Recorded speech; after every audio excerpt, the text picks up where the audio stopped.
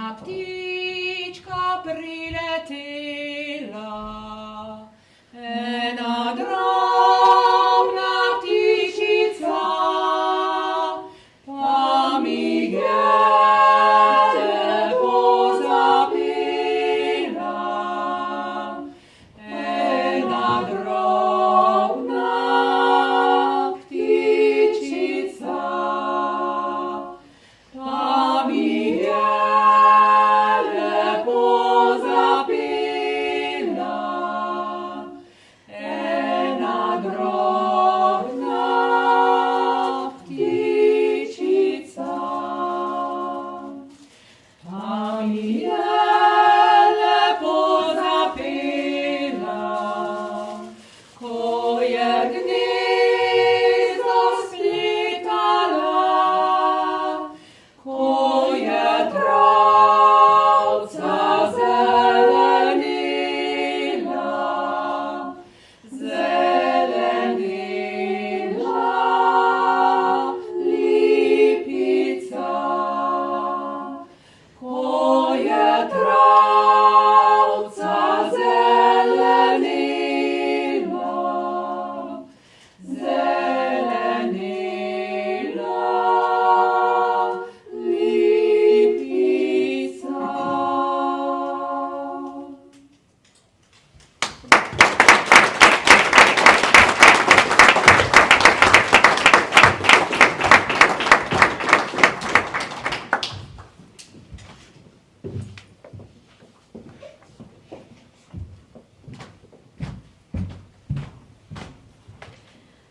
Spoštovani župan občine Pivka, gospod Robert Smrdelj, spoštovani podpolkovnik Brane Tušar, predstavnik poveljstva sil Slovenske vojske, spoštovani višji vojaški uslužbenec Radovan Silič, predstavnik vojašnice barona Andreja Čehovina Postojna, spoštovani pranečak barona Andreja Čehovina, gospod Igor Čehovin, spoštovana avtorja razstave in istoimenske knjige Najhrabrejši med hrabrimi, baron Andrej Čehovin, direktor Parka vojaške zgodovine magister Janko Boštjančič in predsednik Slovenskega falerističnega društva dr. Pavel Car.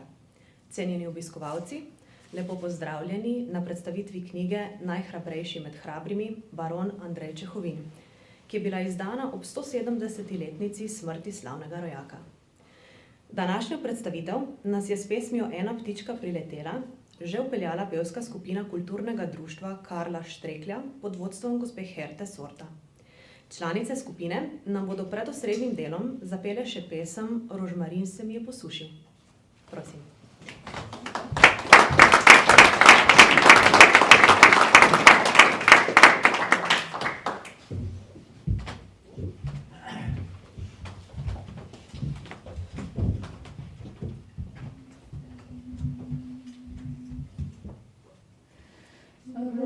Rožmarin se mi je posušil, suhopir je proč leti. Kamož fantič pirje stavil, svoji ljubci ga bom dal. Kamož fantič pirje stavil, svoji ljubci ga bom dal.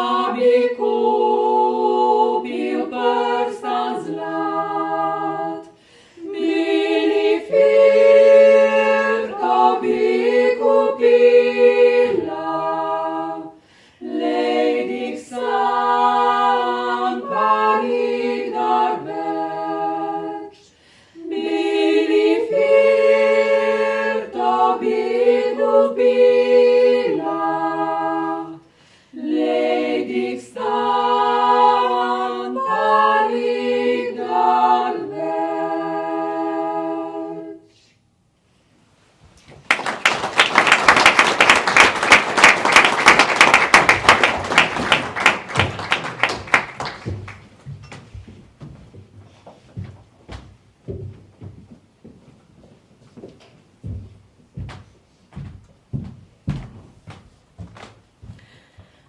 Andrej Čehovin, rojen v zaselku Dolanci v občini Komen, je kljub temu, da je izhajal iz skromne kmečke družine, zgradil naravnost osupljivo vojaško kariero.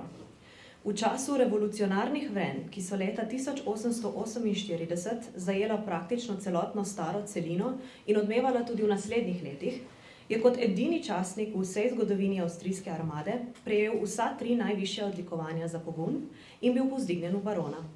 Brez vsakršnega dvoma lahko torej trdimo, da je bil baron Andrej Čehovin sinonim za pogum, odločnost in vztrajnost.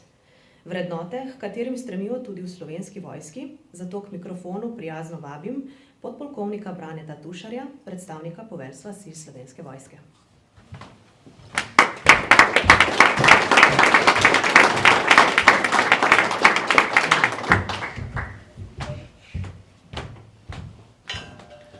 Dober večer, spoštovani vsi zbrani. V veliko čast in zares veselje mi je, da lahko v imenu Slovenske vojske, celotne Slovenske vojske, nagovorim tako številno občinstvo, ki se je danes zbralo v predstavitvi te knjige. V Slovenski vojski se trudimo ohranjati spomin na vse velike vojaške osebnosti obeh spolov v naši celotni zgodovini, ne samo zadnjih 30-35 let, ko obstajamo kot Slovenska vojska.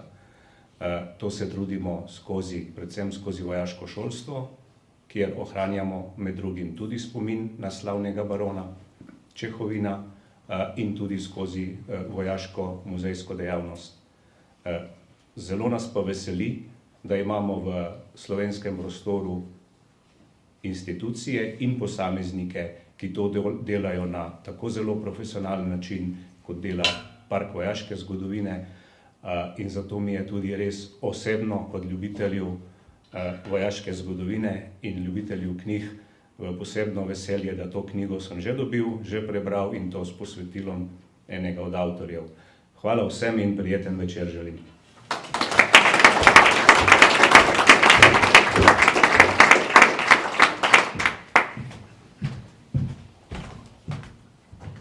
Čas je, da se posvetimo osrednjemu delu nocojšnjega dogodka. Avtorja knjige, magister Janko Boštjančič in dr. Pavel Car, nam bosta predstavila njeno vsebino, ki zaokroža dolgoletna prizadevanja za oživitev spomina na izjemnega rojaka. Pred 4 leti sta namreč Park vojaške zgodovine in podjetje Guardiaris poskrbela za obnovo spomenika barona Andreja Čehovina v Badnu pri Dunaju. Leta 2025 pa je muzej ob 170-letnici Čehovinove smrti organiziral spominsko slovesnost v njegovi rojstni vasi. Ob tej priložnosti je nastala tudi razstava, ki osvetljuje Čehovinovo življenje. Krona prizadevanj, da bi bili njegovi dosežki iztrgani s ponom pozabe, pa je izid knjige. Naj bo dovolj za kratek uvod, več nam bosta namreč povedala avtorja. Prosim.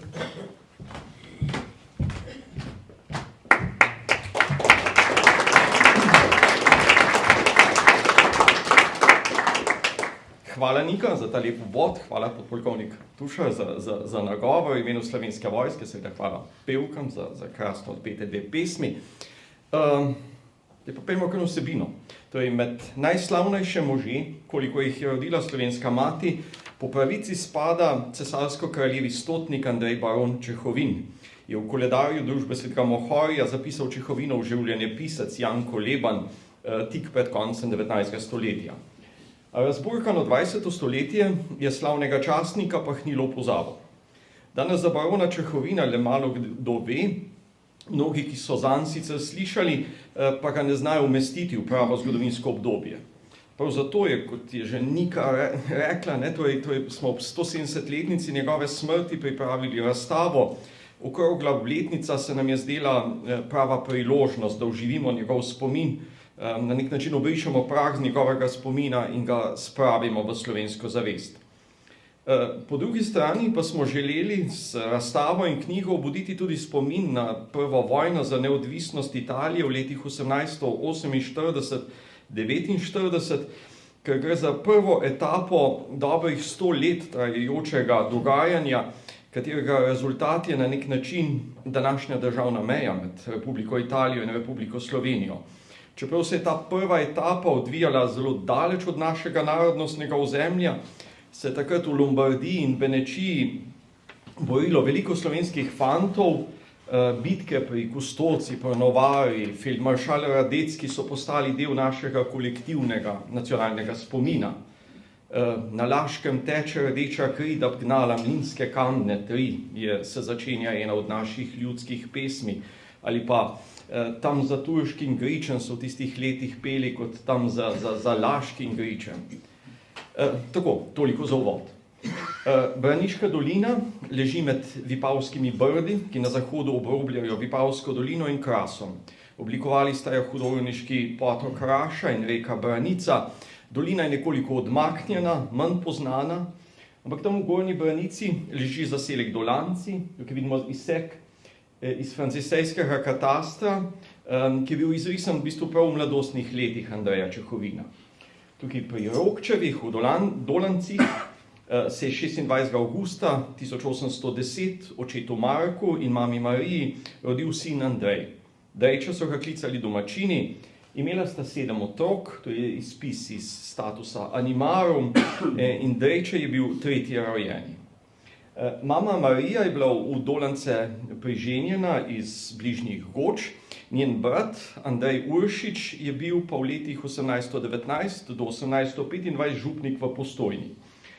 Prav on je prepoznal fantovo bistrost in sestro nagovoril, da je fanta treba dati v šole. Drejče se je tako preselil k stricu v Postojno in tam v letih 1822 do 1827 obiskoval ljudsko šolo, potem pa nadaljeval šolanje na gimnaziji, prvi 2 leti v Gorici, potem 1 leto v Novem mestu, 3. letnik, 4. letnik je pa vpisal v Ljubljani, a ga ni končal. Imel je strastno željo, da postane vojak. Bil je sicer slabotne postave in je bil na komisiji najprej zavrnjen, kljub temu pa je vztrajal in ne glede, da sta temu nasprotovala oče kot vsa žlahta, je bil leta 1831 sprejet v cesarsko vojsko. Sam si je želel pehoto, a glede na to, da je imel že skoraj končano gimnazijo, bil za takrat visoko izobražen, bil vešč matematike, drugih ved, so ga dodelili topništvo. Avstrijsko topništvo je že v drugi polovici 18. stoletja se je moderniziralo in postalo najelitnejši del avstrijske vojske. Recimo sam Napoleon kot artilerijski častnik je avstrijsko topništvo vedno postavljal kot zgled. In tudi v Čehovinovem času je topništvo v cesarski armadi obdržalo ta sloves elitnega roda vojske. Kot podtopničar, unterkanonier, je bil tako dodeljen 4. topniškemu polku. Predpostavljeni so prepoznali njegove sposobnosti in so ga kmalu poslali v počasniško šolo. V letih 1835 do 1841 je bil skupaj z najbolj obetavnimi topničarji in počasniki poljske artilerije deležen šolanja v bombardirskem korpusu, kar je pomenilo neko elitno šolanje. Bombardirski korpus je bil ustanovljen že v času Jožefa II. In šlo je res za temeljito, poglobljeno izobraževanje v vseh s topništvom povezanih naravoslovnih vedah, vsem drugem, kar je bilo potrebno za popolno in temeljito poznavanje topniške umetnosti. Leta 1847 je dosegel čin nadognjičarja, to je bil najvišji počasniški čin pri topništvu in postal namestnik poveljnika 2. konjeniške baterije. Obstajala verjetnost, da je dosegel že vrhunec kariere in da se bo v tem činu postaral, na tem položaju upokojil. A leta 1848 se je začela vojna v Italiji in z njo ta Čehovinov bleščeč karierni vzpon. Mogoče samo pojasnilo še, konjeniške baterije so v avstrijsko vojsko uvedli v ponapoleonskem obdobju, da bi dosegli čim večjo mobilnost in operativnost topništva na bojišču. Vojaki in častniki konjeniških baterij so morali biti vešči ravnanja, tako s topovi kot s konji. Imeli so v bistvu dvojno vojaško usposobljenost in zato zelo zahtevno šolanje. Kot problem konjeniških baterij se je potem v praksi izkazalo prav to, da je v vojni, da so padle, ranjene vojake zelo težko nadomeščali. V konjeniški bateriji je bilo običajno 6-funtnih topov, ki jih je so jih vlekli po 3 pari konj. V bateriji je bilo tako čez 200 vojakov in blizu 100 konj, tako za občutek. Apeninski polotok je bil v ponapoleonski dobi spet razdeljen v več manjših držav. Ves čas so se vrstili nemiri, zahteve po ustavni ureditvi, odpravi fevdalnih razmerij, liberalizaciji v posameznih državah. Te zahteve so se vse bolj mešale z zahtevami po združitvi Italije. Avstrijski cesar, ki je vladal v Lombardiji in Benečiji, je bil pa zadolžen, pooblaščen po sklepih Dunajskega kongresa za zagotavljanje obstoječega reda. In avstrijska vojska tako večkrat intervenirala in brezkompromisno zatrla revolucionarne in irredentistične upore vzdolž Apeninskega polotoka. Ampak revolucionarno vrenje, ki se je začelo z revolucijo v Parizu februarja 1948, se je kot požar razplamtelo širom Evrope in že 13. marca je revolucija zajela Dunaj. Minister knez Metternich, ki je bil simbol tega konzervativnega reda, je moral odstopiti in v naslednjih dneh so se začeli nemiri v Budimpešti, v drugih mestih, tudi pri nas v Ljubljani. Že 17. marca so novice o odstopu sovraženega kneza Metternicha prešle tudi do Milana, glavnega mesta Lombardije, kjer pa so nemiri zelo hitro dobili povsem druge dimenzije, prerasli so v množičen upor proti avstrijski okupaciji. Napadi na avstrijske vojake so se stopnjevali, problem je postalo tudi dezerterstvo vojakov italijanske narodnosti. Poveljnik cesarske vojske v Italiji je bil takrat feldmaršal Radecki, ki je hitro spoznal resnost situacije, v kateri se je znašel svojo armado in zaukazal umik iz Milana, to je premik armade proti vzhodu. Armada se je premaknila v ta tako imenovani trdnjavski štirikotnik med trdnjavami Peschiera, Verona, Mantova, Legnano. In tu je nameraval konsolidirati armado in jo pripraviti na ofenzivno delovanje.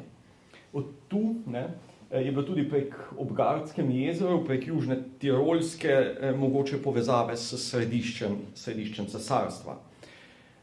Ob vsem tem dogajanju pa ni šlo le za notranje politični problem v avstrijskih deželah, kot rečejo, da ima hudič mlade, jih ima dosti.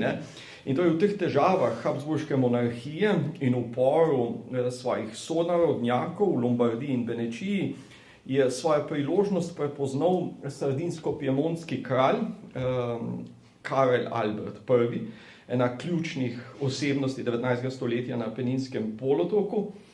Njegovo kraljestvo je obsegalo več vojvodin kneževin na Apeninskem polotoku s središčem v Piemontu, z glavnim mestom Torino. Kraljestvo zato pogosto poenostavljeno imenujemo piemontsko in njegove vojake piemonteze. Kralj Karel Albert I je bil nekakšen nosilec in simbol ideje o združitvi Italije, zato se je prijel vzdevek meč Italije in glede na to priložnost, ki se mu je takrat ponujala s to revolucijo v Milanu, šibkostjo avstrijskega cesarstva zaradi revolucije, ni odlašal in je že 23. marca 1848, to je vsega 10 dni po začetku revolucije na Dunaju, napovedal vojno Avstriji. Tako, zdaj bi pa prosil dr. Pavla Carja, soavtorja, da predstavi svoj del.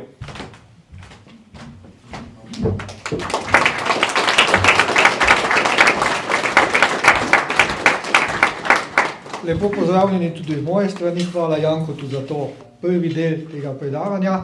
Torej, v vojni smo. Pride odločilna ura, ki je pravzaprav Andrej Čehovin verjetno čakal vse življenje, da se je lahko izkazal. Kot je rekel moj predgovornik, če ne je bilo te vojne, bi se najverjetneje Čehovin upokojil kot podoficir in zanj pravzaprav niti ne bi kaj dosti vedeli. Ne bom se spuščal vse detalje vojne za Italijo, ker nimamo toliko časa. Nekaj časa so se Avstrijci umikali, potem pa je Radecki tam nekje v začetku maja zmagal pri eni majhni bitki pri Santa Luciji in se potem začel prodirati proti vzhodu, odnosno proti zahodu, proti silam Piemontskega kraljestva. Obe vojski so bili približno izenačeni. Italijani so imeli 65,000 mož približno, Radecki je imel približno 70,000 mož, se pravi, vojske so bile izenačene, ampak Avstrijci so imeli izjemno slavnega in sposobnega vojskovodjo. Moramo upoštevati, da Radecki je bil takrat star 81 let. Še vedno čiv, sposoben, nabiral se izkušnje že v napoleonskih vojnah, on je bil eden izmed strategov velike mednarodne zmage v bitki pri Leipzigu, v bitki narodov. Radecki je takrat izdelal načrt, kako se polotim Napoleona in pod njegovim poveljstvom so se Avstrijci pognali v začetku maja na zahod proti Piemonteški armadi. Kot je že gospod Boštjančič omenil, Avstrijci so bili v težkem položaju. Vojska je bila razdrobljena, razne mestne posadke so bili po različnih italijanskih mestih, kjer se je zbralo veliko število nekih revolucionarjev, meščani so se upirali, zato je Radecki vso svojo armado skoncentriral v tem trdnjavskem štirikotniku in se potem podal proti napadajočim Piemontezom. Ta vojna je izgledala približno tako, kot so izgledale napoleonske vojne. Vojaki so se postavili v dolge vrste, bataljoni so se postavili v kolono po 3, čez celo bojišče, obstreljevali sovražnika in vsak je poskušal najti v sovražnikovi liniji šibko točko, prebiti črto in ga potem nekako razpršiti. To so poskušali ali s pehotnim napadom, ali s topniškim napadom, ali s konjeniškim napadom. In dober vojskovodja je bil tisti, ki je znal nekako ugotoviti, kje bo sovražnik popustil, preden je sovražnik to opazil. No, nekaj mogoče še o Čehovinovem prizadevanjih, odnosno taktiki, ki jo je uporabljal praktično v vseh bitkah. Čehovin je bil topniški počasnik, topničarji so takrat streljali z 2 vrstama streliva. Ene so bile krogle, litoželezne krogle, nekatere polnjene s smodnikom, krogle pač letela nekje med 800 in 1000 korak in pol eksplodirala in ne eksplodirala, odbila se lahko tal in letela naprej, ni pa naredila prav veliko škode. Drugi tip streliva je bil pa tako imenovani kanister s kroglicami, ki ga vidite tukaj na sliki, recimo, bili so kanistri, ki so se stavili v top in ustrelili in to je imelo pravzaprav neke vrste šibrovka velika. Kroglice, ki so prišle iz topa, so se takoj razletele. V tem kanistru je bilo recimo 12 večjih kroglic ali 144 majhnih kroglic ali kombinacije ene ali druge, ampak da bi s temi kroglicami lahko streljal uspešno, si se mogel pehoti približati in točno to je Čehovin naredil. Prva bitka, ki je bila, prva bitka, ki je bila, smo rekli, je bila bitka pri Montanari 29. maja 1848. Avstrijci so prodirali proti piemontskim četam, od zjutraj do poldne so bili brez podpore topništva in so bili odbiti. Šele okoli 12:01, ko je topništvo prišlo na bojišče in podprlo pehoto, so Avstrijci začeli prodirati. Tukaj se je izkazal Čehovin. Kaj je naredil? On je bil poveljnik pol baterije, kot častnik, imel je 3 topove, konjeniška baterija. Skokoma je svojo baterijo pripeljal do bližine Italijanov na 400 korakov, jo obrnil čim prej in začel streljati. Streljati s tistimi kanistri, s tistimi kroglicami na 400 korakov je tako Italijane začel obstreljevati, da so italijanske pehotne sile počasi začele omahovati in se podale potem v umik. Tukaj je bila prevelika nevarnost. Na 400 korakov so te lahko tudi pehotni vojaki nasprotnika streljali po tebi. In okoli Čehovina so njegovi topničarji začeli padati en za drugim. Čehovin je imel, prvič je bil noro pogumen, da se je to upal, drugič je imel noro srečo, da je ostal živ. Medtem ko so njegovi tovariši padali, njega krogla ni zadela. Če bi ga zadela krogla, danes ne bi bili tukaj, verjetno. Nihče ne bi o njem nič vedel.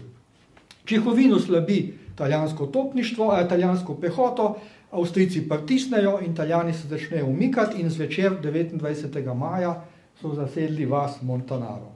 Čehovin je bil odlikovan z srebrno medaljo za pogum. V tistem času so imela avstrijska armada 3 odlikovanja za pogum. Viteški križec Marije Terezije, ki bo namenjen samo častnikom, do tega bomo prišli kasneje. Za počastnike so bile pa 2 medalje, srebrna in zlata, ki jih je ustanovil cesar Jožef II. 1878 in so bile dosti redko podeljevane. No, Čehovin takoj dobi to medaljo, vojna teče naprej, to je cesar Ferdinand, ki je te medalje ustanovil in medalja ima, pravzaprav ta nima lik Ferdinanda, ta ima lik Franca Jožefa, kar je dosti nenavadno. Ne vemo točno, kaj se je zgodilo, Čehovin bi moral dobiti medaljo z likom cesarja Ferdinanda, ki je takrat vladal, vendar na obeh upodobitvah, kjer so medalje jasno vidne, fotografiji in skici, nosi to medaljo. Medaljo, ki se je delila okoli leta 1850. Verjetno je on svojo medaljo izgubil nekje, zaprosil za nadomestek in ker mu niso imeli več medalj starega cesarja, so mu dali novo. Jaz sem najprej, ko sem videl komplet teh medalj, sem rekel, tukaj pa nekaj ni tako, kar bi moralo biti, ampak slike dejansko potrjujejo, da je Čehovin že leta 1952 nosil medaljo z podobo Franca Jožefa. No, vojna gre naprej, v bitki pri Montanari, ki se je godila že nekaj dni kasneje, so se Avstrijci zopet spopadli z Italijani. Tukaj vidimo na sliki feldmaršala Radeckega, se navade s tem delati, feldmaršala Radeckega, ki pozdravlja svoje vojake, ki grejo v boj. Tukaj so bataljonske kolone, ki korakajo proti Italijanom na eni in na drugi strani. Italijani so v bližini tega mesta in tisti, ki je prvi popustil, tisti je v bistvu izgubil. Lahko pazite, da so Avstrijci imajo bele uniforme, to tudi ljudska pesem poje, ko boš nosil sukno belo, takrat so nosili bele uniforme. Sicer so se umazali, ampak kljub temu. No, Čehovin, ravno tako so Avstrijci prišli do italijanske pehote in niso mogli naprej. Čehovin je bil poveljnik pol baterije, s to svojo pol baterijo je spet zdirjal, bil je konjeniška baterija, zdirjali so naprej, prišli do Italijanov, obrnili topove nad brzino, začeli streljati, obsuli italijansko pehoto z tistimi kroglicami, vendar so italijanski topničarji in pešči streljali nazaj. Čehovinov poveljnik, poročnik Pavler, je padel. Baterija ostane brez poveljnika. Čehovin se ni zmedel. Zajahal je konja in iz konja poveljeval svoje bateriji, kam streljati, kako streljati. Topovi so takrat lahko streljili približno 2krat na minuto. Treba ga je bilo nabiti. Najprej odspredaj so zaporeni. Najprej z eno mokro grobo ščistiš cev, da ostanejo, da pogasiš ostanke kakšnega starega izgorelega smodnika, potem nabašeš smodniški naboj, potem daš noter kroglice ali pa kuglo, 2krat, 3krat nabiješ z nabijačem, nasuješ smodnik v tam eno tako luknjico, ki je povezana dol s smodniško komoro in prižgeš. Zato rabiš približno 30 sekund, če si izvežbana seveda baterija. Čehovinovi topničarji so bili izvežbani, Italijani so začeli popuščati, ne glede na poročnik, poveljnik baterije padel, je Čehovin uspešno vodil svojo baterijo in bil čez nekaj dni odlikovan z zlato medaljo za pogum, visoko odlikovanje, redko podeljevano. No, zdaj vidite tukaj medalja nosi poprsje cesarja Ferdinanda, ki je takrat vladal. In spopad se kar nadaljuje naprej. Zadnja bitka v tem delu vojne je bila bitka pri Soma kampanji. Spet so Avstrijci napadali, Italijani so se branili in Čehovin naredi običajno zadevo. svojo baterijo zdilja naprej in obsuje Italijane z kartečami. Zbral je dosti dober mesto na enem hribčku, tako da ga Italijani niso mogli z lahkoto napasti. Sta pomagala pa mu je, ali pa kot recimo za varovanje je bila en bataljon lovcev, lovci so bili lahko oborožena pehota, taka ne ravno strojna črta, ki ga je ščitila, vendar je bil italijanski napad tako močan, da so se tele lovci začeli počasi umikati nazaj. Čehovin je pa sam ostal na tistem hribčku. Lahko bi se umaknil, pa se ni. Ko so se Italijani približali, piše v poročilu, da je začel z morilskim ognjem, spet tistimi kanistri s kroglicami obsul italijansko pehoto, da se v končni fazi umaknila in Čehovin je ostal zmagovit na tem polju. Njegov poveljnik je bil podmaršal D'Aspre in je rekel, da je to izjemno čudovito in pogumno delo in je pol tudi potrdil ta Čehovinov pogum. Italijani so v tem trenutku se čutili tako oslabele, da je cesar Karel Albert prosil za premirje. Že naslednji dan po bitki pri Somma-Campagni je bilo sklenjeno premirje in obe vojski ste se umaknili vsaka na svoj konec. Karel Albert se je zavedel, da italijanska vojska, da se ni ravno izkazala, to je še ena slika iz bitke pri Somma-Campagni. Te slike so vse približno podobne. Karel Albert je takoj začel z reorganizacijo vojne, svoje armade. Od poletja 48 do spomladi 49 je šolal, regrutiral, vadil, pripravljal se na novo vojsko. Radetski je vedel, da se to z Italijo ni končalo kar tako, da še nekaj sledi, ampak recimo, da so bile vojne takrat mogoče le bolj viteške, kot so danes. Karel Albert je postavil novega poveljnika svoje armade, Poljaka, nekega Vojceha Čerzanovskega, poljskega generala je povabil, da je prevzel poveljstvo na italijansko armado in 12. marca napovedal Radetskemu vojno in sicer je rekel, z 20. marcem se bomo začeli sovražnosti. Se pravi, 8 dni prej mu je rekel, na 20. marca smo spet v vojni. Danes kaj tazga verjetno ne bi prišlo več upoštev, danes se pošle letala, drone, tankovske note, karkoli. No, Italijani kljub temu, da so oni zbrali moment, kdaj se bo vojna začela, 20. marca je Radetski napadel. Začel aplavdirati, to Italijane močno presenetilo, ker tega niso pričakovali. Kako da niso tega pričakovali, ne vem, ampak že 21. marca, se pravi že dan naprej, pravzaprav isti dan so Avstrijci prečkali reko Ticino. General Romorino, italijanski general, ki je bil na uni strani, ki je imel dosti solidne čete, namesto da bi poskušal preprečiti Avstrijcom prehod čez reko, Ticino ni velika reka, je dosti majhna, ampak kljub temu, vodna ovira, se je umaknil. Proti poveljem se je umaknil in je pustil Avstrijce, da so mirno prišli proti. Po pravici povedano, to je koštalo glave, ker je šel na vojno sodišče in so ga obsodili na smrt in ga čez 2 meseca usmrtili zaradi strahopetnosti. Vendar, Avstrijci so prišli čez reko Ticino in 21. marca naslednjega dne so se spopadli pri Novavi. Tukaj se spet Čehovin izkazal. Napadli so mesto Novara. Teren je bil izjemno težak. Obe dve strani ure in ure niso mogli doseči preboja. Potem je pa polkovnik Benedek, poveljnik enega od avstrijskih polkov, opazil, da en del italijanske linije omahuje, imel je dobre oči in je svojim polkom udaril tja, prebil linijo in do poznega večera so Avstrijci zasedli Mortaro. No, Benedek je postal slaven čez dobrih 15 let. V vojni proti Prusiji od 1866 je bil poveljnik avstrijske armade v bitki pri Kraljevem Gradcu, ki se je končala z strahotnim avstrijskim porazom. In Benedek je izgubil vse junaške titule, ki jih je dobil pri Mortavi 15 let prej, ker se je on kljub ukazom, ki jih je imel, ravnal drugače.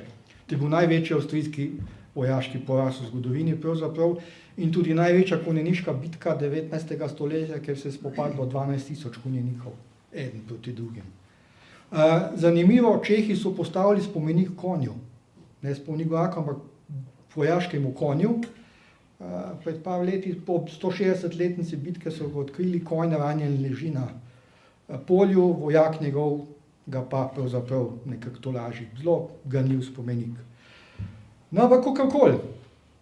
Tudi tukaj je Čehovin pomagal, isto kot doslej, s konjeniško baterijo čim bliže sovražnika, psu s kartečami, sovražnik strelja po Čehovinovi bateriji, Čehovin ostane živ.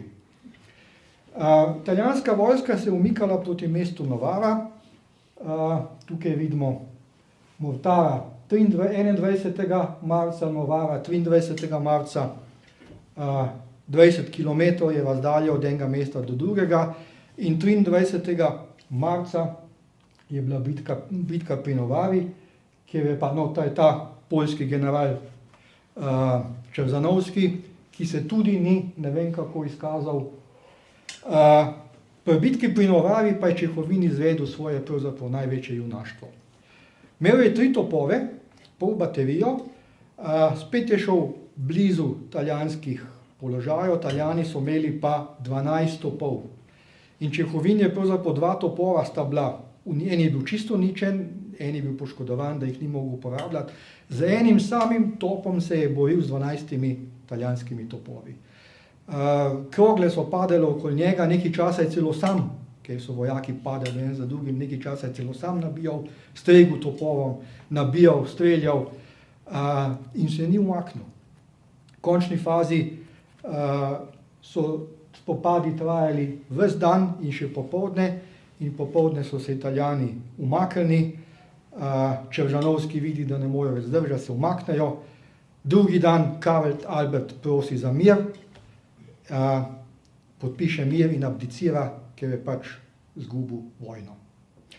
No in Čehovin po tem junaštvu, tukaj še ena slika, ko vojaki sicer peš vlečejo top proti Mortavi, običajno je Čehovin jahal s konji, in Čehovin je na osnovi tega zaprosil za najvišje avstrijsko odlikovanje viteški križec Marije Terezije. Še nekaj sem prej pozabil povedati.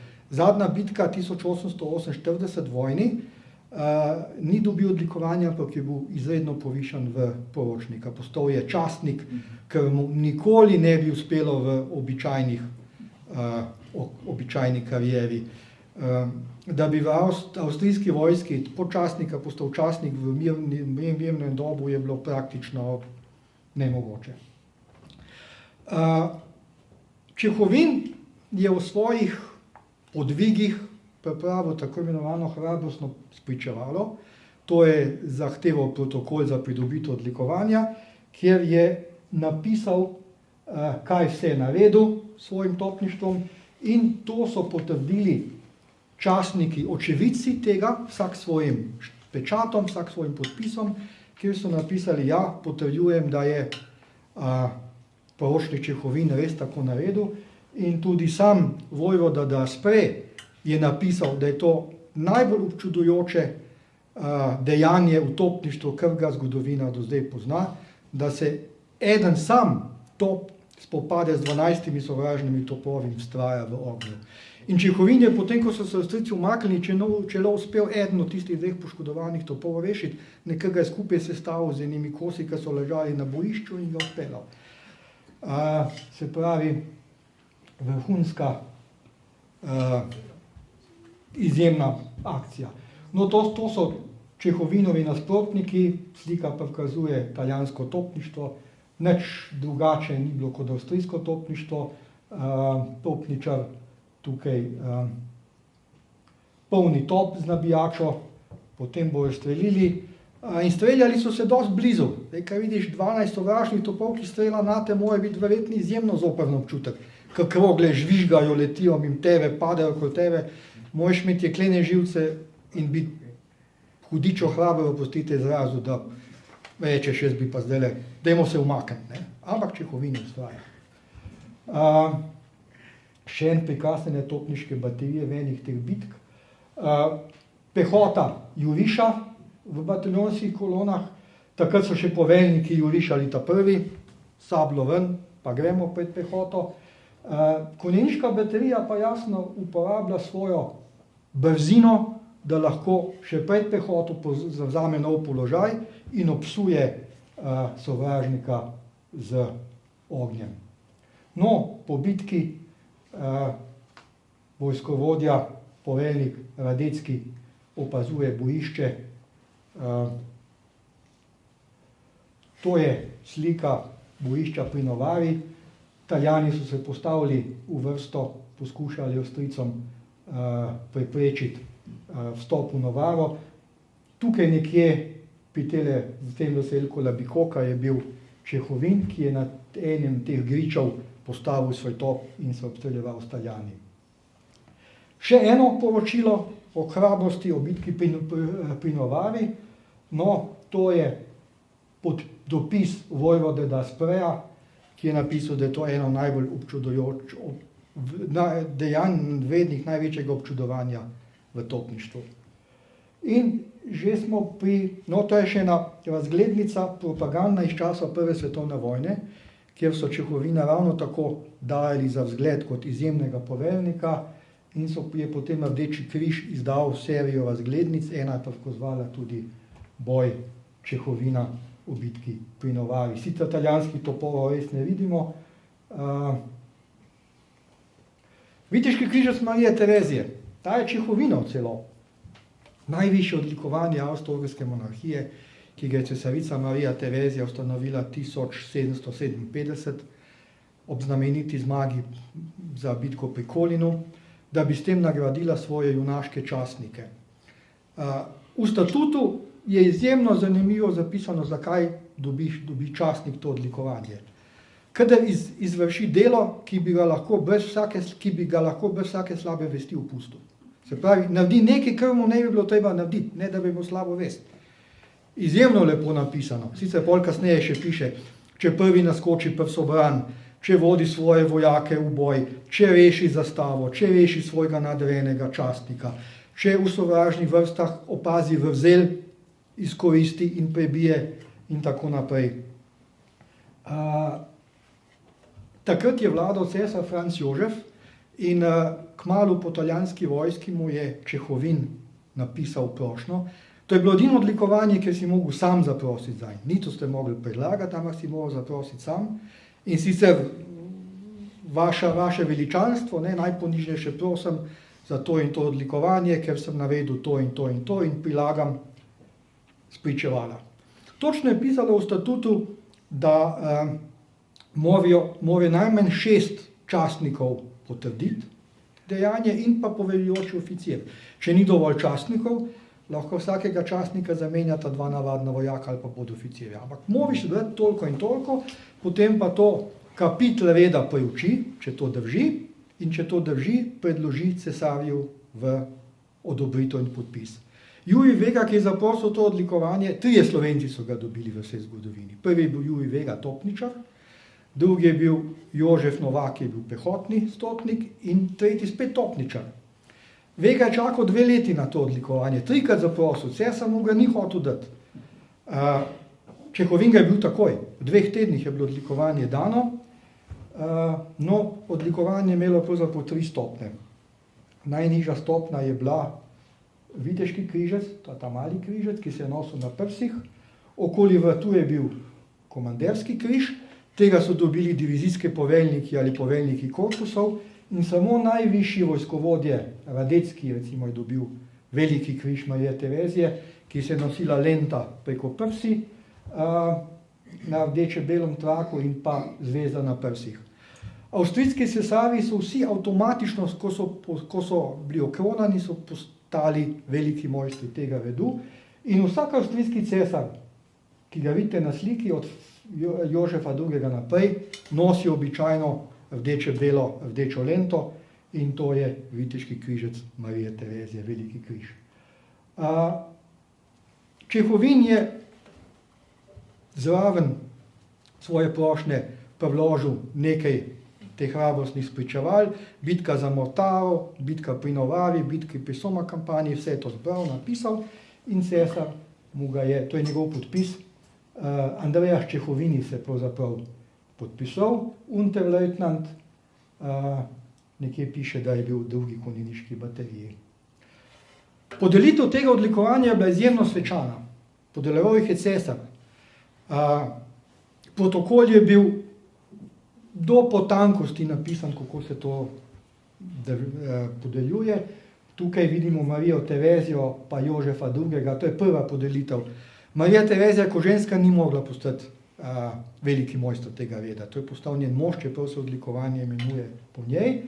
In ko je kandidat, so temu rekli, kandidat pokleknil pred cesarja, ga je cesar objel, s tem ga je nekako navidezno sprejel v vojaški red Marije Terezije, kot se je odlikovanje imenovalo, in je rekel nekako tako: moj ljubi, sprejmite to odlikovanje kot dokaz vaših dejanj in hrabrosti in še naprej služite verno Avstriji in naši hiši. In potem ga je dvignil, da ni več klečal.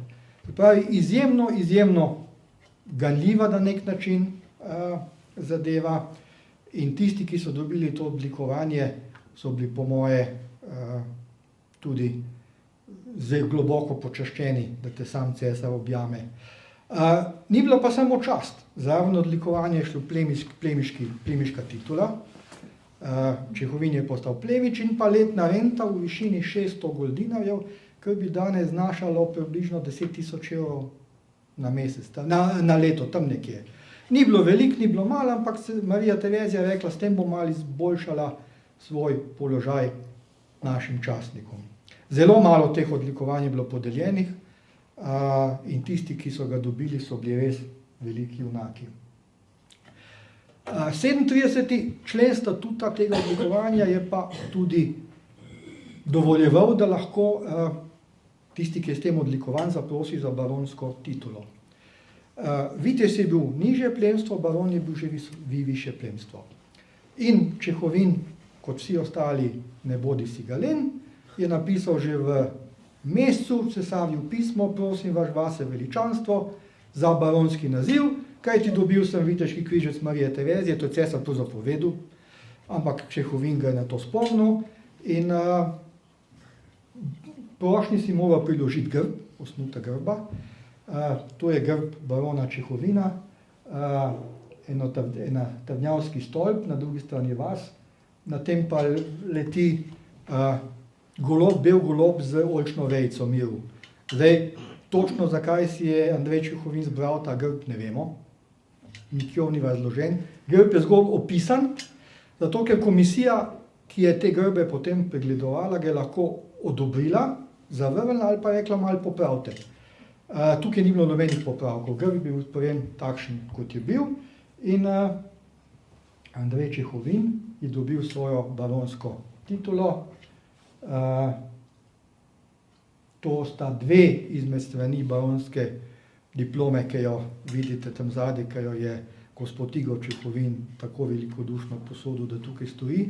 Tudi vsa 3 Čehovinova odlikovanja so tam zadaj, ki si jih lahko pozneje ogledate.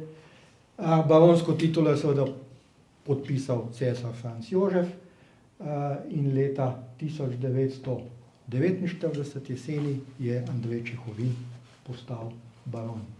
No, seveda, diploma je izjemno lepo izdelana, ročno narisana, pobarvana, napisana v veliki ledrasti mapi, v mesingasti kapsuli je pa velik cesarski grb.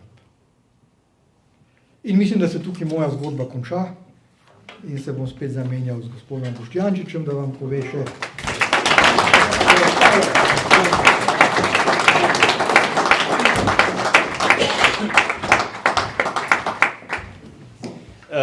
Hvala, Pavle, za to lepo predstavitev.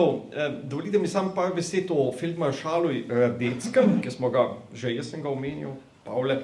Torej, feldmaršal Johann Josef Wenzel, graf Radetski, je eden najznamenitejših evropskih vojskovodij vseh časov. Njegova bleščeča vojaška kariera je bila nepredstavljivo dolga. Saj je bil v vojaški službi več kot 70 let, služil je 5 cesarjem, boril se v 17 vojnah, 7-krat je bil ranjen in pod njegovim sedlom je bilo ubitih 9 konj. Tako neverjetno.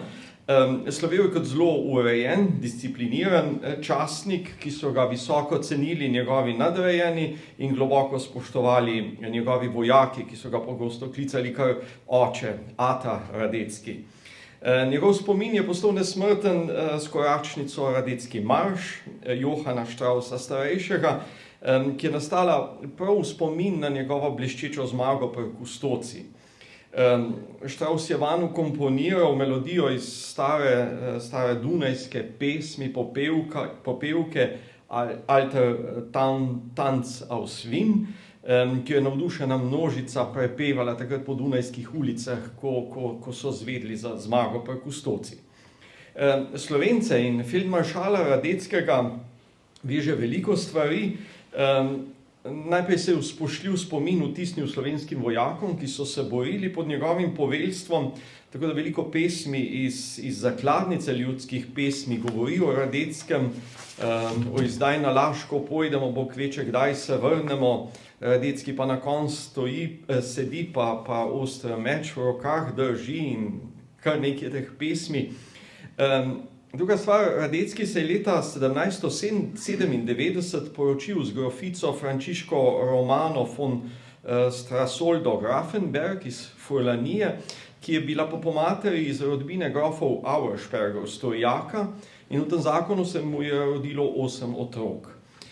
Prek tašče je prišel tudi do lastništva gradu Neuhaus v Tržiču in tam v letih 1809 do 1817 tudi občasno živel, bil tržiški graščak takrat in po požaru leta 1818 je zgradil tudi nov dvorec, ki še danes stoji.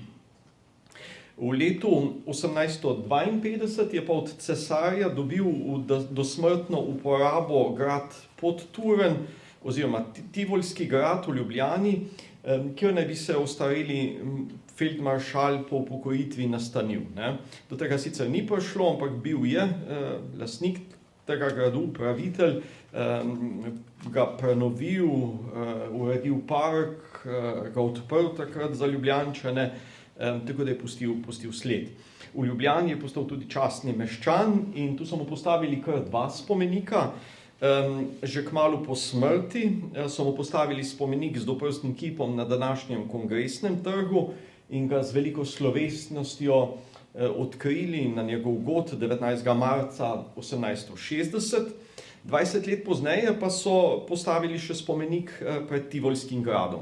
Oba spomenika so po prvi svetovni vojni odstranili, medtem ko so spomenik pred Tivolskim gradom leta 2021 postavili nazaj. Tako, zdaj pač gremo nazaj k Čehovinu. Čehovin je po bitki pri Novari, zmagi pri Livornu, postal zelo slaven. Ne vemo za vse kraje, ki je še služboval. Leta 1851 ga najdemo v Firencah, v drugem topniškem polku. Leta 1855 je bil pa v Mantovi. Mogoče še to, ženitnih ponudb mu seveda ni manjkalo. Kot piše njegovi sodobnik, je bil prepričan, da ne more biti hkrati predan vojak in obenem dober mož, skrben družinski oče, torej eno ali drugo. Ostal je samski, ni osnoval družine, bil je pa vse skozi navezan na svoje domače, v Dolancih, na Rokčeve. Tam mu je mama umrla leta 1848, oče ga je pa preživel za 2 leti in umrl 1857. Torej, leta 1855 je stotnik baron Andrej Čehovin služboval v Mantovi in je tam resno zbolel. Ne vemo, za kakšno bolezen je šlo. Blajvajsove novice sicer piše, da je zbolel za kolero, kar je povsem možno, ker je epidemija kolera tisto leto močno prizadela avstrijsko vojsko v Italiji. Sploh pa je Mantova slovela kot mesto z nezdravim podnebjem. Domnevamo torej lahko, da je Čehovin samo kolero prebolel, a da ni mogel okrevati in je zato odšel, bil poslan v zdraviliško mesto Baden pri Dunaju, kjer pa se njegovo zdravstveno stanje ni izboljšalo, ampak vztrajno slabšalo. Cesar Franc Jožef naj bi sam poslal v Baden svojega osebnega zdravnika, da bi mu ozdravil Čehovina, pa ni šlo. Žal ni bilo pomoči in Andrej Čehovin je 10. septembra 1855 proti večeru umrl v starosti 45 let. To je zapis iz novic, takrat, ko poročajo prvi na Slovenskem o Čehovinovi smrti. 2 dni kasneje so ga z najvišjimi častmi ob prisotnosti nadvojvode Viljama Franca Karla, barona Hesa, takratnega glavnega poveljnika cesarske armade, več drugih generalov, visokih častnikov, pokopali na badenskem pokopališču. Vedno ni dosti Slovencev, naših rojakov, ki bi doživeli pogreb s takimi častmi. Pokopan je bil na starem badenskem pokopališču in po opustitvi tega starega pokopališča je na novem pokopališču leta 1886 cesarsko kraljevo vojno ministrstvo postavilo ta spomenik. Gre za fotografijo spomenika iz takratnega obdobja in bodite prosim pozorni na to kamenje, s katerim je obložen spomenik. In to kamenje ni iz Badna, To je nekdo je bil ozaveščen, da gre za Krašovca, da gre za človeka z Krasa, in je pomislite takrat, v drugi polovici 19. stoletja ta njegov spomenik obdal s kraškim kamenjem. Spomenik je bil potem zapuščen, zaraščen in kot je bilo že rečeno, smo ga skupaj s podjetjem Guardiaris leta 2022, to je park in podjetje Guardiaris, očistili in obnovili in to je današnje stanje. Smrtjo spomin na tega imenitnega vojaka, častnika, ni ugasnil pri njegovih rojakih, sodobnikih, v širši skupnosti. Še desetletja se je ohranil s pripovedovanjem njegovih soborcev, drugih veteranov vojne v Italiji, in je ta spomin živel skupaj s pripovedmi o Radetskem, o bitki pri Kustoci, Novari, se je ohranil tudi spomin na Čehovina. Leta 1895, to je 40 let po njegovi smrti, je šel prvi življenjepis, ki ga je v nemščini takrat napisal učitelj Janko Leban. Ta knjiga je nagovorila Antona Jakobija, ki je bil pa učitelj v meščanski šoli in pa stotnik, cesarsko-kraljevi domobranski stotnik doma v Gorici, ki je bil pa tudi predsednik vojaško-veteranskega društva za Goriško in Gradiščansko. In to društvo si je zadalo za cilj, da bo leta 1898 ob 50-letnici vladanja cesarja Franca Jožefa Čehovinu postavilo dostojen spomenik. Tisto leto, 1898, je šel tudi prvi življenjepis v slovenščini in pisec Janko Leban je tudi v koledarju Mohorjeve družbe za tisto leto izdal njegov povzetek, njegovega življenjepisa. Mohorjev koledar je imel pač velikansko naklado, zajel cel naš nacionalni prostor in je to spoznanje, vedenje o Čehovinu res prišlo vsako slovensko vas. Goriško-gradiščansko veteransko druženje je sprožilo veliko nabiralno akcijo, ki je imela izjemen odziv. Nabrali so več kot 3000 goldinarjev in povedati treba, da je sam cesar prispeval takrat največji dar, to je 400 goldinarjev in začel je nastajati spomenik. Načrt za spomenik je naredil arhitekt Max Fabiani, ki je bil doma sosed, iz Kobdilja. Izdelavo so pa zaupali Antonu in Blažu in Antonu Bitežniku. Oče Blaž je bil kamnosek, sin Anton je bil pa v Milanu šolan kipar. In tako je nastal ta spomenik, ki so ga 14. avgusta 1898 z veliko slovesnostjo odkrili in blagoslovili. Slovesnosti se udeležila res velika množica ljudi iz bližnjih, daljnih krajev, častnikov, vojnih veteranov, drugih dostojanstvenikov. To je ena ganljiva fotografija, ki hrani družina Čehovin. Tukaj je eden od njegovih soborcev, ki se s klobukom pozdravlja tega svojega mogoče nekdanjega častnika. Mogočen spomenik je oblikovan v skladu s takrat veljavno shemo upodabljanja vojskovodij, to je 3-krat stopnjevan kamnit podstavek, na vrhu pa celopostavni kip stotnika Čehovina iz belega kararskega marmorja v naravni velikosti. Gre za največji figuralni spomenik na Primorskem in tudi najboljše delo tega kiparja Antona Bitežnika.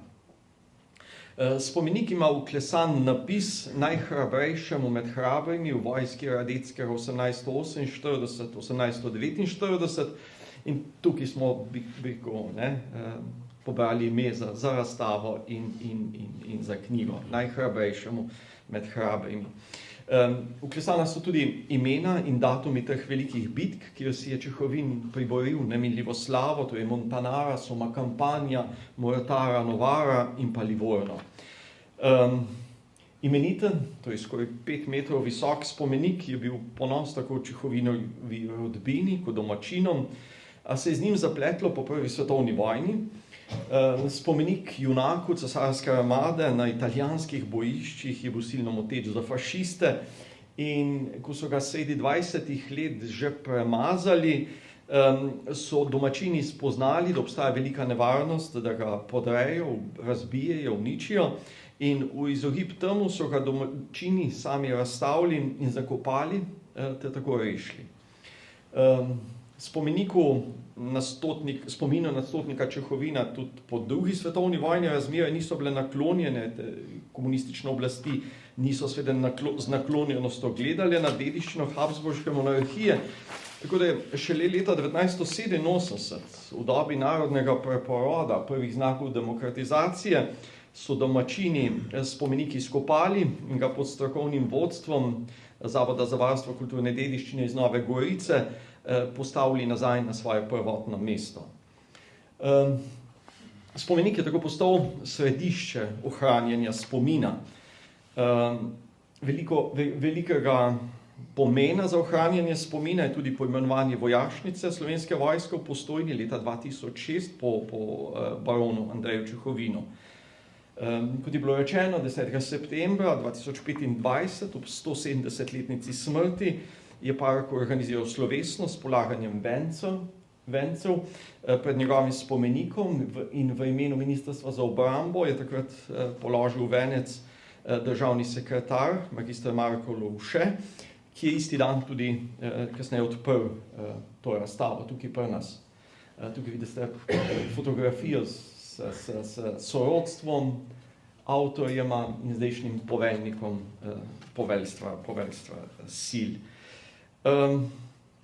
Avstrijski zgodovinar Hirtenfeld je o Andreju Čehovinu napisal, da je eden najpogumnejših in najbolj nepozabnih bojevnikov, prvi in edini, čigar prsi so krasile 3 najvišja vojaška priznanja za hrabrost, to je, kot je bilo rečeno, red Marije Terezije, zlata in srebrna medalja za hrabrost prve stopnje.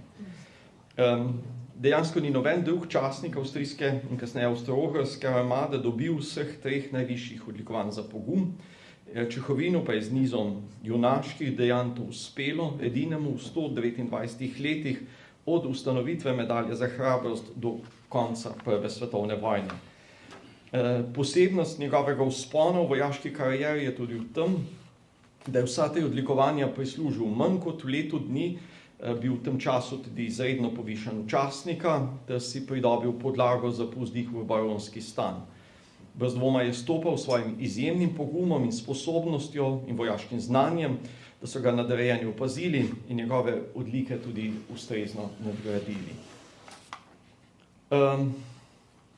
Čehovin je, kot je bilo rečeno, postal plemič že s pridobitvijo vojaškega reda Marije Terezije, s povišanjem v baronski stan postane del član višjega plemstva. To je bil res nepredstavljiv skok za fanta, rojenega v skromnem, nekoliko odmaknjenem kmečkem okolju. So pa njegovi sodobniki, kronisti, življenjepisci v svojih zapisih enotni, da je Andrej Čehovin kljub stotniškemu činu in plemiškemu stanu ostal preprost in skromen, navezan na dom, domače, zaveden Slovenec, ki ni nikoli zatajil svojih korenin, svojih rojakov. Žal se je ta po koncu Prve svetovne vojne spomin na slavnega rojaka umaknil v pozabo, nekaj prispeval čas, neki politične razmere, zaradi katerih je bil tako njegov spomin kot spomenik zakopan vse do konca 80-ih let. S to razstavo, s knjigo smo skušali po najboljših močeh oživiti njegov spomin in veseli smo, da ste s to udeležbo na nocojšnjem večeru del tega. Hvala lepa vsem.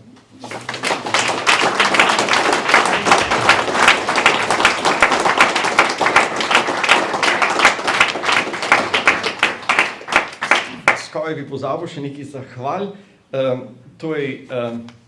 Najprej hvala dr. Pavlu Carju za plodovito soavtorstvo, res mi je bilo veselje, Pavle, delati s tabo. In hvala strokovnima sodelavcama Niki Česnik in Petru Požarju za vso pomoč in uredniško podporo.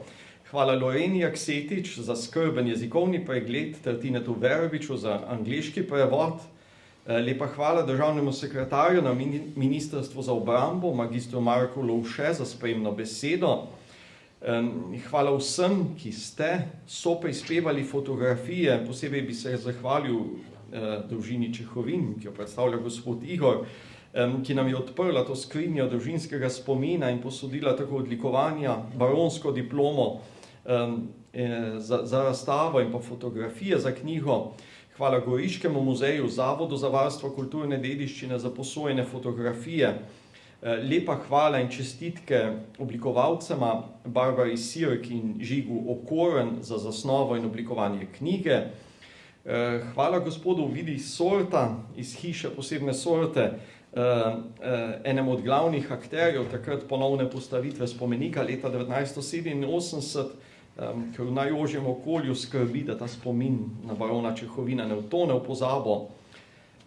Hvala vsem, ki ste izid te knjige podprli, Ministrstvo za kulturo, Ministrstvo za obrambo, podjetjem Valhalla, Guardiaris, Dvig, Termoplasti, Balauto in Spektra.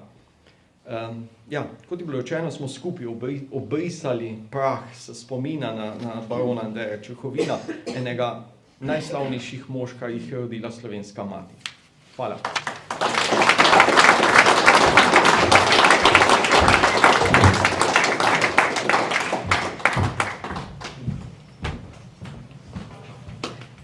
Najlepša hvala avtorjema za izčrpno predstavitev knjige in seveda čestitke obema ob njenem izidu.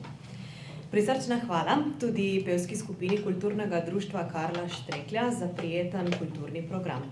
Pevke nas bodo čisto pred koncem še enkrat razveselile s pesmima Vsi so prihajali in Smo Slovenke.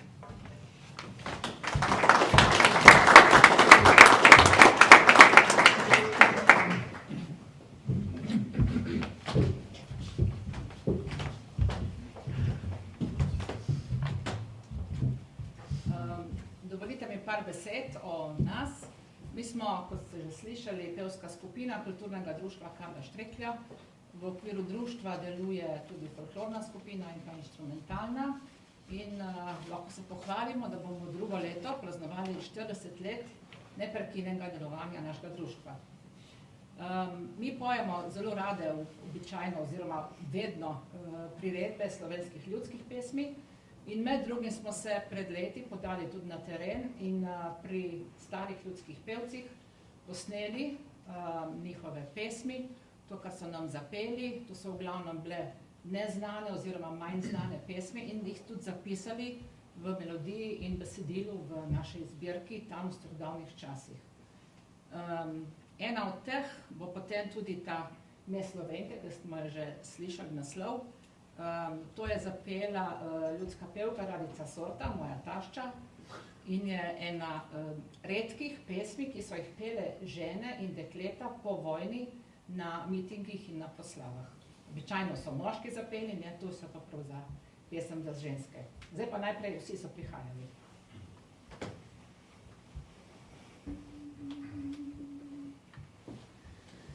Vsi so prihajali, njega ni bilo, ko bi on vedel,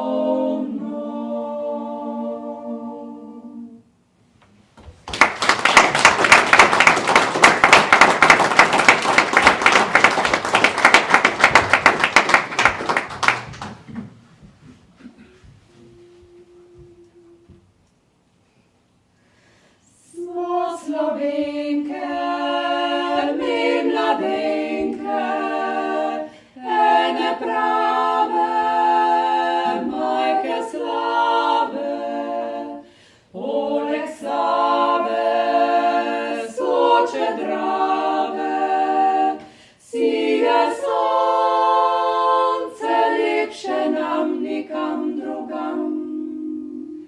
Ole naprej, slovenski narod, ole naprej, za blagi zarod. Ole naprej, naprej, mladina, tebe kliče domovina. Domovina, ti si klicala, srca naša si navdušila.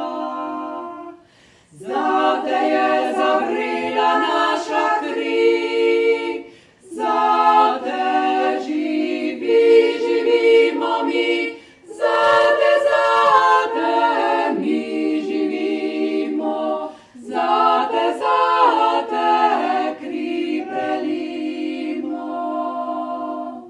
Zate kri prelimo, mi smo Slovenke.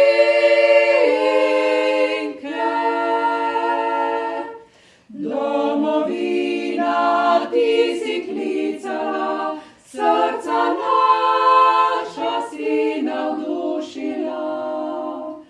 Zate je zavrela naša kri, zate živimo mi, zate mi živimo, zate kri prelimo.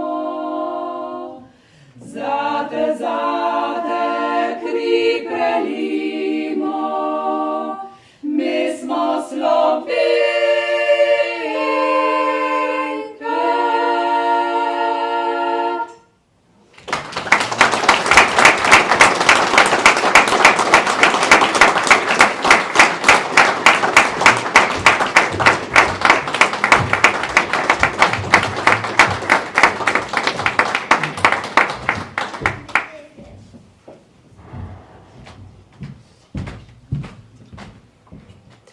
Ob zaključku vas prijazno vabim, da skupaj nazdravimo v sosednji dvorani. V zadnjem delu velike dvorane pa si lahko ogledate razstavo, vključno z vsemi 3 Čehovinovimi odlikovanji in njegovo baronsko diplomo. Današnji večer je bil le kratek izsek. Če si želite zgodbo ponesti s seboj domov, jo boste našli v knjigi, ki sta jo pripravila avtorja, s čimer boste lahko obogatili svojo knjižno polico. Hvala.